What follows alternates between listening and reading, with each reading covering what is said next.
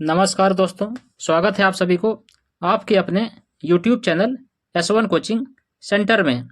Friends, आज हम लोग एक बार फिर से साइंस प्रैक्टिस सेट को करने वाले हैं, ठीक है। जिसमें आज के वीडियो में हम लोग प्रैक्टिस सेट 3 को करेंगे, ठीक है। प्रैक्टिस सेट 1 और प्रैक्टिस सेट 2 ऑलरेडी चैनल पर अपलोड हो चुका है। जिसने नहीं देखे हैं वो चैनल में जाकर के देख सकते हैं। तो चलिए आज के वीडियो में हम लोग प्रैक्टिस सेट 3 को देखेंगे। सबसे पहला क्वेश्चन क्या है कि लोलक की काल अवधि, जिसको टाइम पीरियड भी बोलते हैं, किस पर निर्भर करती है। तो बोलिए, लोलक की काल अवधि किस पर निर्भर करती है? द्रव्यमान के ऊपर निर्भर करती है, या फिर लंबाई के ऊपर निर्भर करती है, या समय के ऊपर निर्भर करती है, या तापक्रम के ऊपर निर्भर करती है। तो किस पर निर्भर करती है?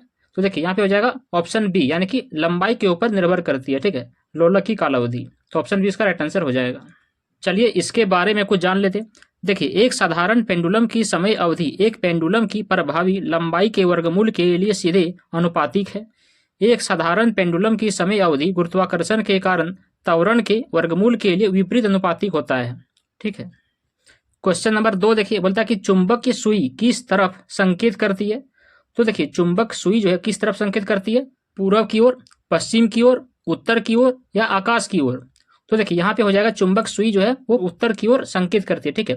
क्योंकि हम लोग जानते हैं कि चुंबक की जो सुई है वो उत्तर दक्षिण दिशा को संकेत करती है, ठीक है। तो यहाँ पे दक्षिण नहीं था, यहाँ पे सिर्फ उत्तर था, तो इसलिए क्या होगा, इसका उत्तर हो जाएगा। तो ऑप्शन सी क्या है, उसका राइट आंसर हो जाएगा।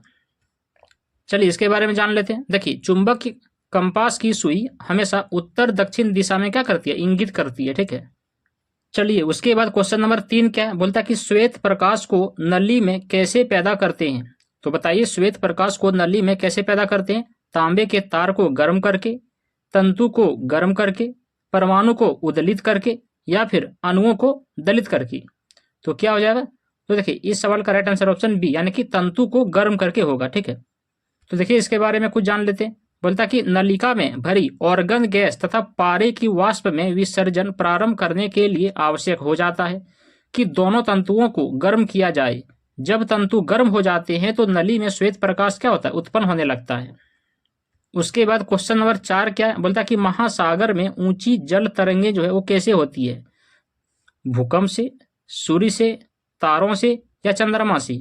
तो बताइए महासागर में ऊंची जल तरंगे जो है कैसे होती है? तो यहाँ पे हो जाएगा चंद्रमा से, ठीक है, यानी कि ऑप्शन डी इसका राइट आंसर हो जाएगा। देखिए, महासागर के जल में जहां वायु दाब अधिक होता है वहां पर सागरीय जल का तल क्या होता है, नीचे होता है। और जहां पर वायु दाब कम होता है वहां पर सागरीय जल का तल क्या होता है, ऊंचा होता है, ठीक है। जिसके कारण क्या होता है कि हम वायु दाब के क्षेत्र से जल अधिक वायु दाब की ओर क्या करते हैं, गति करते हैं, जिससे धाराएं क्या होता है, उत्पन्न होने लगती है। तो इसलिए हम कह सकते हैं कि यहाँ पर क्या होगा, चंद्रमा इसका राइट आंसर हो जाएगा। क्वेश्चन नंबर 5 क्या है, बोलता है कि कमरे को ठंडा किया जा सकता है कैसे। तो बताइए कमरे को ठंडा किया जा सकता है कैसे, ऑप्शन के अनुसार। देखिए, पानी के बहने से, संपीड़ित गैस को छोड़ने से, रसोई गैस से, ठोस को पिघलने से। तो देखिए कमरे को ठंडा किया जा सकता है कैसे, तो संपीड़ित गैस को छोड़ने से, ठीक है, यानी कि ऑप्शन 20 का राइट आंसर हो जाएगा।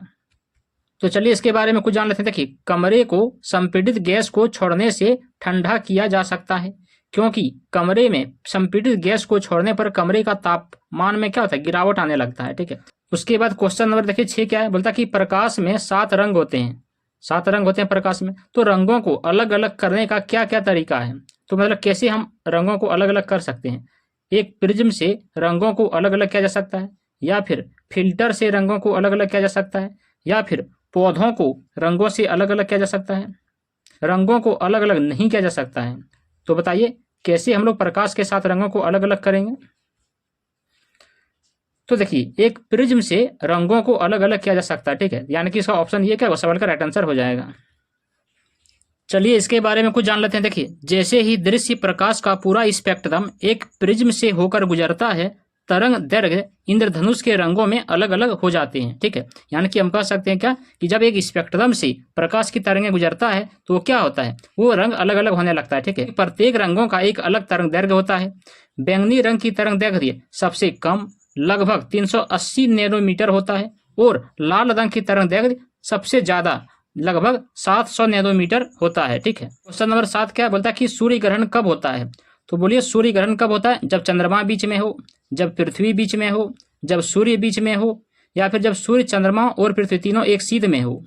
तो देखिए सूर्य ग्रहण कब होता है? जब चंद्रमा बीच में हो, ठीक है, यानी कि ऑप्शन ये इसका क्या राइट आंसर हो जाएगा। देखिए इसके बारे में कुछ जान लेते हैं। देखिए सूर्य ग्रहण, जिसको हम लोग सूर्य पराग भी कहते हैं, तो तब होता है जब सूर्य आंशिक अथवा पूर्ण रूप से चंद्रमा के द्वारा आवृत या फिर व्याधान, जिसको बाधा भी बोलते हैं, जो क्या होता है पूर्ण रूप से चंद्रमा के द्वारा क्या होता है वो बाधा पहुंचाया जाता है। इस प्रकार के ग्रहण के लिए चंद्रमा का पृथ्वी और सूर्य के बीच आना आवश्यक हो जाता है। इससे पृथ्वी पर रहने वाले लोगों को सूर्य का आवृत भाग क्या होता है दिखाई नहीं देने लगता है, तो फिर वो क्या होता है वो सूर्य ग्रहण होने लगता है। ठीक है, उसके बाद क्वेश्चन नंबर 8 देखिए, बोलता है कि सबसे छोटा दिन कब होता है। तो बताइए सबसे छोटा दिन कब होता है, 22 दिसंबर को, 23 दिसंबर को, 21 मार्च को या 23 अगस्त को। तो देखिए सबसे छोटा दिन होता है 22 दिसंबर को। ठीक है, यानी कि ऑप्शन ये इसका राइट आंसर हो जाएगा।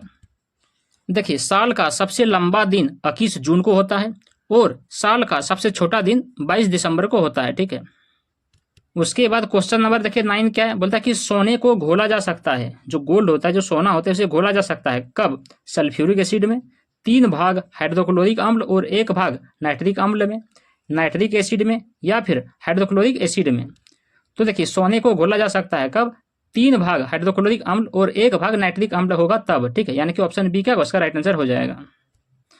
देखिए सोने के शुद्धिकरण में नाइट्रिक अम्ल का प्रयोग किया जाता है।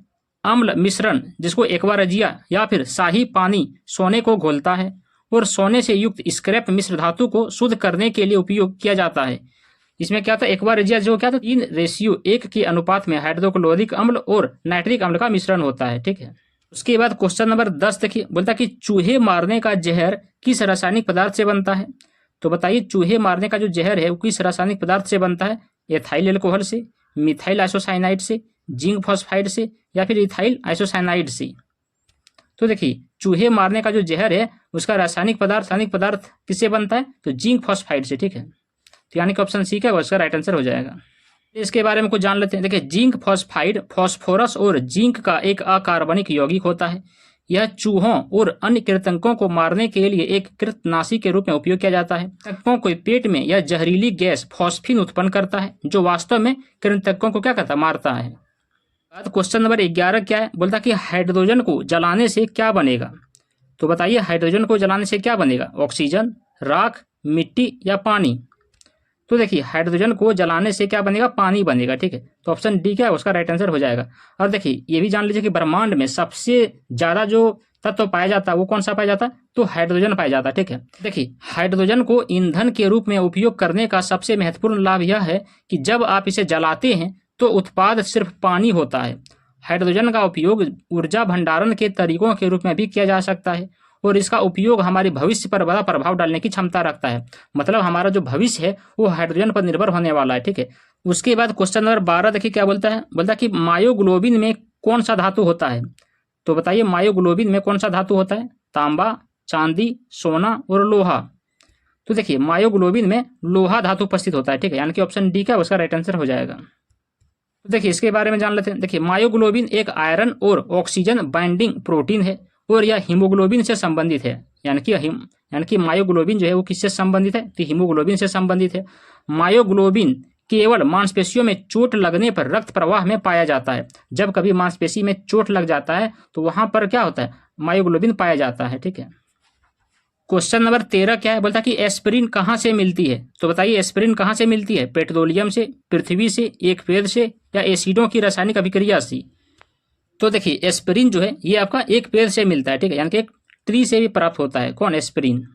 चलिए इसके बारे में कुछ जान लेते हैं। देखिए एस्पिरिन की खोज की कहानी 3500 वर्ष से भी अधिक पुरानी है, जब विलो पेड़ की छाल का उपयोग दर्द निवारक और ज्वर नाशक के रूप में किया जाता था। इसमें एक ऑक्सफोर्ड शायर पादरी, एक जर्मन डाई निर्माता के वैज्ञानिक, एक नोबेल पुरस्कार विजेता खोज और महत्वपूर्ण नैदानिक परीक्षण की एक श्रृंखला शामिल है। क्वेश्चन नंबर 14 देखिए क्या है, बोलता है कि पीतल कौन सी धातुओं का मिश्रण है। तो बताइए पीतल कौन सी धातुओं का मिश्रण है, तांबा और निकिल का, निकिल और जस्ता का, मैग्नीशियम और जस्ता का या फिर तांबा और जस्ता का। तो देखिए पीतल जो है वो तांबा और जस्ता का मिश्र धातु है। ठीक है, यानी कि ऑप्शन डी का उसका राइट आंसर हो जाएगा।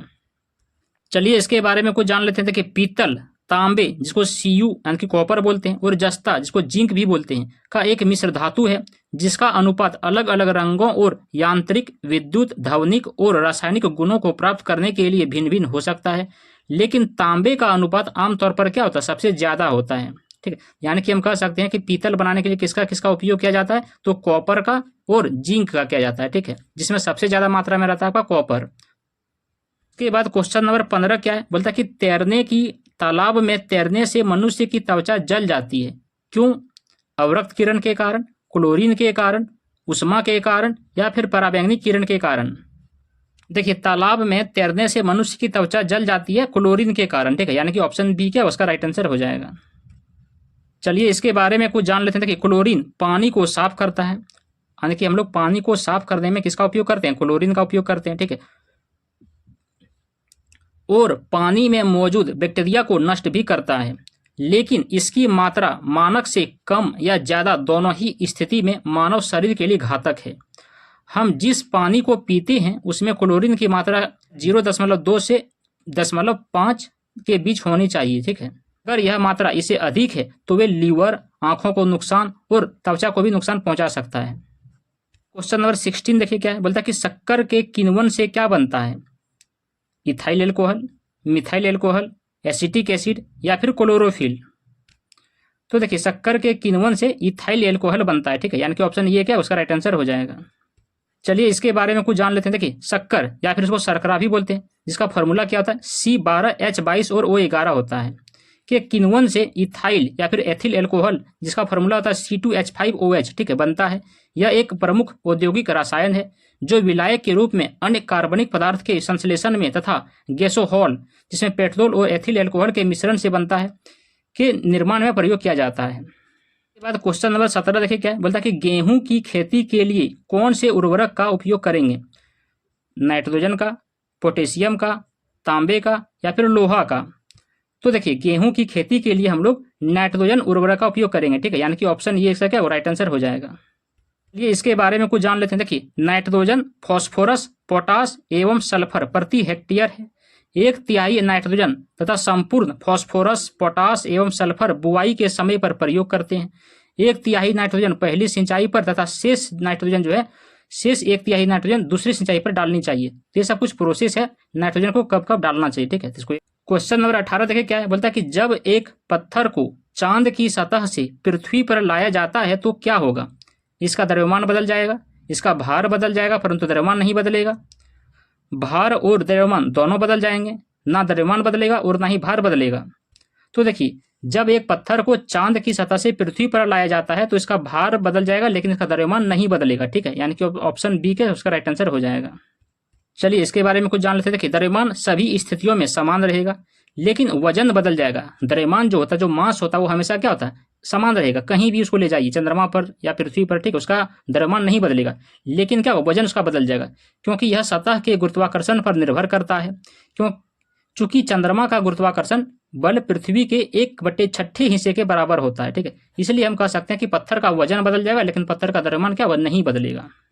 क्वेश्चन नंबर 19 क्या है, बोलता है कि आमतौर पर सुरक्षा फ्यूज लगाने के लिए प्रयोग में होने वाला तार किस पदार्थ का बना होता है, टीन का, शीशा का, निकेल का, टीन और शीशा की मिश्र धातु का। तो देखिए, जो सुरक्षा फ्यूज है उसको बनाने के लिए हम लोग टीन और शीशे का मिश्र धातु का प्रयोग करते हैं, ठीक है, यानी कि ऑप्शन डी क्या हुआ इसका राइट आंसर हो जाएगा। देखिए, विद्युत फ्यूज एक सर्किट सुरक्षा उपकरण है जो शॉर्ट सर्किट की स्थिति में कनेक्शन तोड़कर विद्युत प्रणालियों की सुरक्षा करता है। इसके मजबूत प्रतिरोध और कम पिघलने के कारण फ्यूज तार SN, जिसको टीन बोलते हैं, और PB, जिसको शीशा बोलते हैं, के मिश्र धातु से बनता है।